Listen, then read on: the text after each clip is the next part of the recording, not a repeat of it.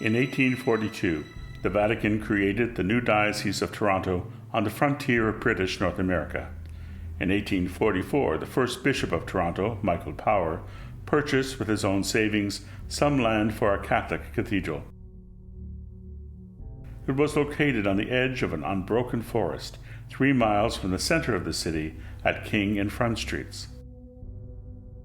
At the time, many questioned the remote location, but within 40 years, the selection of this site proved prophetic as the growth of the city advanced around the cathedral and beyond it.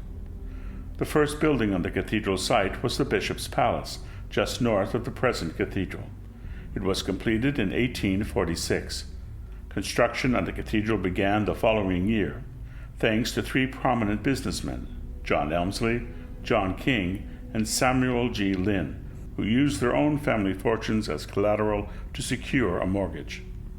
The architect for the new cathedral was William Thomas, who is ranked among the leading 19th century ecclesiastical architects of Canada, with 30-some churches to his credit, 2 in England, 12 in Toronto, and the rest scattered across the country from London to Halifax. His use of the English decorated Gothic Revival style was noted by historian R. H. Hubbard as our country's first national expression in architecture, and he is credited as bringing about an architectural unity to Toronto's religious denominations, as one by one they chose the Gothic Revival style for their places of worship.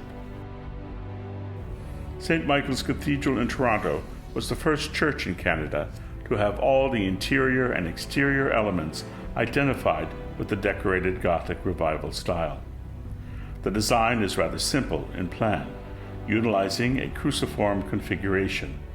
The scale of the interiors, the height and width of the nave interior, and the height of the tower on the exterior immediately made St. Michael's Cathedral an icon in the urban landscape of 1848 Toronto. Monumental in scale, but financed from a modest budget, the cathedral uses brick masonry in combination with highly decorated sandstone on the exterior and plaster rendered on the interior to look like the great stone Gothic cathedrals of Europe. Of all the 30 churches William Thomas designed, only a handful have all these elements in perfect harmony. St. Michael's is considered one of the best examples of his work in this style. The building of St. Michael's Cathedral was an immense financial undertaking and involved not only the prominent businessmen of the day, but also included a movement from the grassroots. People had such a strong commitment to this project that they went to the brickyards and literally bought the bricks and donated them to the cathedral's construction. Much of the funding for the construction of the cathedral came from the poor Irish immigrants who gave what they could in monthly penny drives that were held to help pay the debt. The building of the cathedral also had help from other Christian denominations. A great communal initiative was undertaken in the digging of the foundations for the cathedral. 200 workers from around the city labored for free, excavating nearly 40,000 cubic yards of soil in 1 week. At the end of the week, in appreciation, Bishop Power had an ox roasted for the workers, and many people from the city joined in celebrating this momentous beginning. On May 8, 1845, the bishop blessed the cornerstone of his new cathedral. Unfortunately, he did not live to see its completion. He died of typhus in 1847 and is buried in a crypt directly below the present altar of the cathedral. On September 29, 1848, on the Feast of St. Michael, Bishop Ignace Bourget of Montreal blessed the cathedral. Constructed with the entrance at the west end and the sanctuary to the east, the main focus of the cathedral is on the grand facade, which forms the tower and spire. Although included in the original design by William Thomas, the tower was not added until 1867. The existing tower was designed by a local firm of Gundy and Langley. With the many architectural and structural interventions over the years, as well as introduction of many competing decorative themes, St. Michael's Cathedral had lost the original simplicity of the decorative Gothic Revival style. In the 1990s, we began to research and develop the present scheme, which seeks to uncover the hidden beauty of this cathedral and return it to the visual landmark that Bishop Power intended it to be. It's a spiritual center for a community of almost 2 million Catholics in this Archdiocese of Toronto. It's the place to which representatives of that community come on great occasions. The Chrism Mass, when people from the different parishes come, on various other great occasions in the life of the cathedral, of the Archdiocese of Toronto, or of the Church beyond. It is when the Pope comes to Canada, he comes to St. Michael's Cathedral. This is the center to which we gather around it, and it strengthens our whole life of faith. So everybody has an idea of what they think their cathedral should be, and I'm trying to mesh all that together in a cohesive form so that when you come into this place, immediately, like I did, you get an instant connection.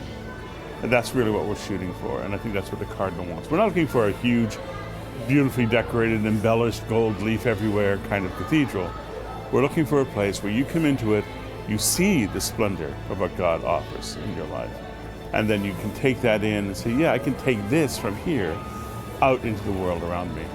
Communities are not made up of bricks and mortar, they're made up of people, but people need focal points. And in any community, for it to be alive, there is a place that people come.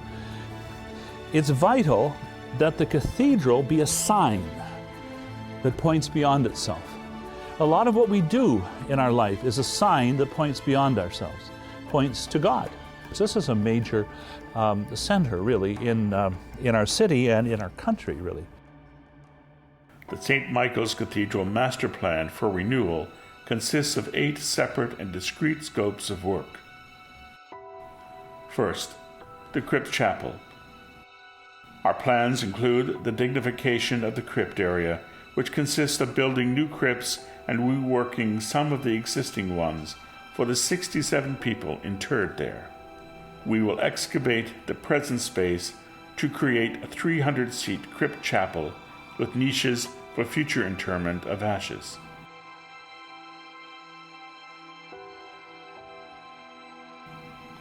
We will also create a special memorial space where Bishop Michael Power's crypt is located, and for the 3 Sisters of Loretto, the first congregation of sisters to be invited to serve in the new Diocese of Toronto by Bishop Power.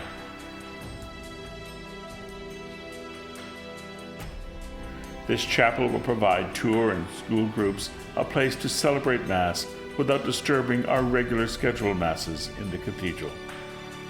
It can also be used for overflow at large cathedral celebrations, such as Christmas and Easter.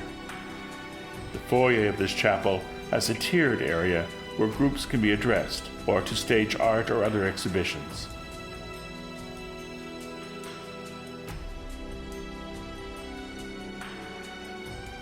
The new washrooms for the cathedral will also be found in this area.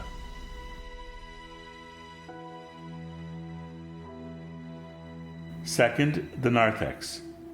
Rehabilitation of the narthex, including the insertion of stairs and elevator from the crypt to the new balcony. Third, the balcony.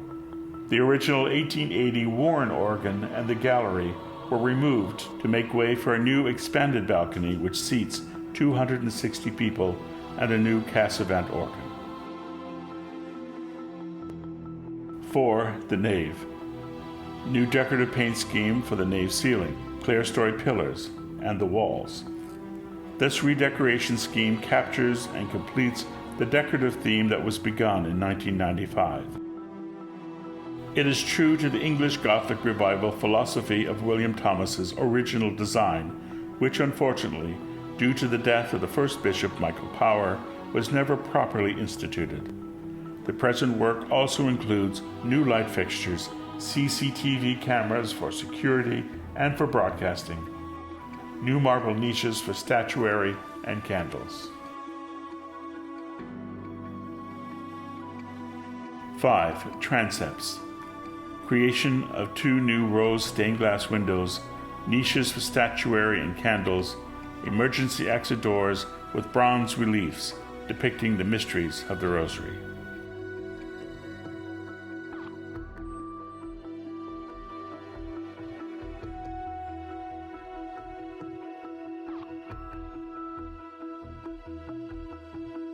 6. The sanctuary, a new floor of slate and marble, a remodeled reredo screen behind the cardinal's chair, which will include the restoration of 12 wood-carved statues of the apostles and 3 newly created statues of the archangels.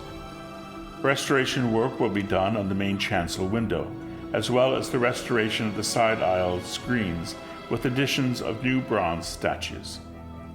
The footprint of the sanctuary will be reduced to create a larger area for the choir and the tabernacle, which will then move to the north side of the cathedral, and the choir moves to the south side.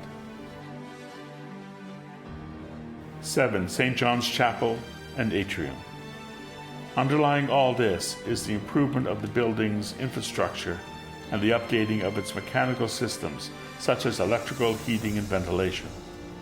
A new mechanical electrical vault is being created in the garden courtyard of the cathedral to house these state-of-the-art systems in a more central position where it can service all the buildings on the cathedral grounds.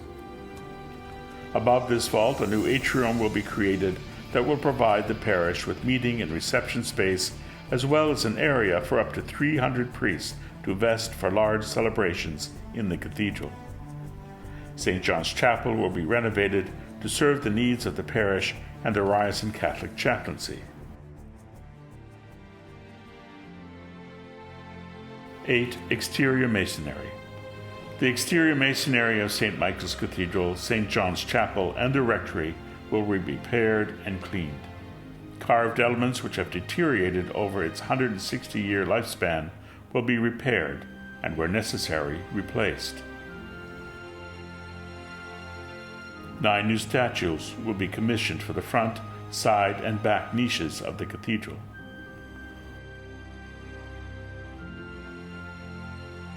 All windows will be repaired, and new windows will replace the ones in the rectory.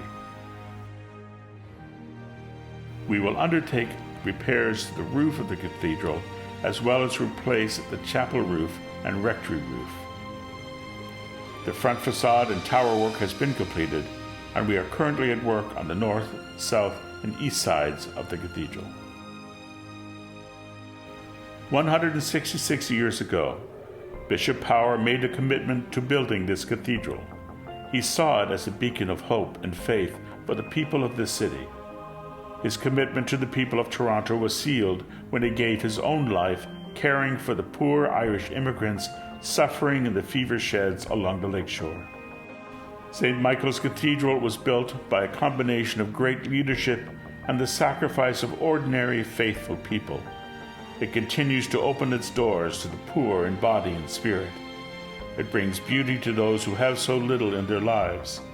It offers a safe and welcoming refuge for those who are lost, and a quiet place of contemplation for those facing life's many trials. It continues to teach and inspire others to reach out beyond their own needs, to satisfy the needs of others. Ryerson Catholic Chaplaincy has found its home here at the cathedral, in the newly renovated wing of the rectory that was once used as the residence for the cathedral sacristan and his family. This restoration weaves our past and present history together into a rich tapestry whose future story we will shape as surely as we shape the stones upon which this cathedral is built. We are working very hard to ensure that this cathedral remains the beacon of hope Bishop Power envisioned, and that its continuing presence will call forward new leaders from our midst, lay people, priests, and bishops, who will give direction to our city's dreams and hopes.